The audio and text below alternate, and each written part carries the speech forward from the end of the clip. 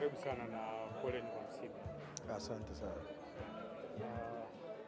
Watanzania wangependa kufahamu umefika mpaka Dodoma kwenye msiba wa MC Pilipili, uhusiano wake na yeye ulikuwaje, lakini pia enzi za uhai wake Pilipili alikuwa ni mtu wa aina gani hasa katika mchango wake kwenye jamii?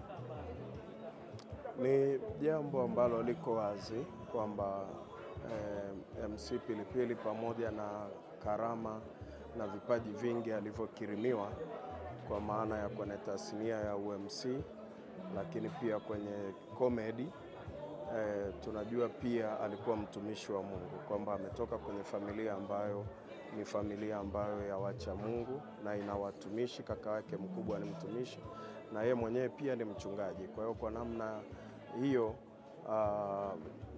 tumekutana kwenye utumishi kwa sababu ni mtumishi mwenzetu. Ndio, lakini pia tunaweza kusema kwamba amekuwa ni mtu wa kipekee ambaye anajitambua, anajua kusimama kwenye kila nafasi ambayo Mungu amempa kufuatana na vipaji Mungu ambavyo amemkirimia.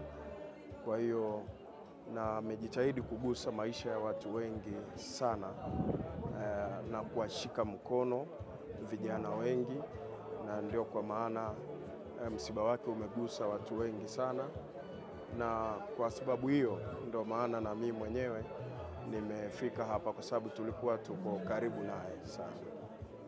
Ndio. Swali la nyongeza kwa swali. Tosha. Asante sana. Asante. Shukrani.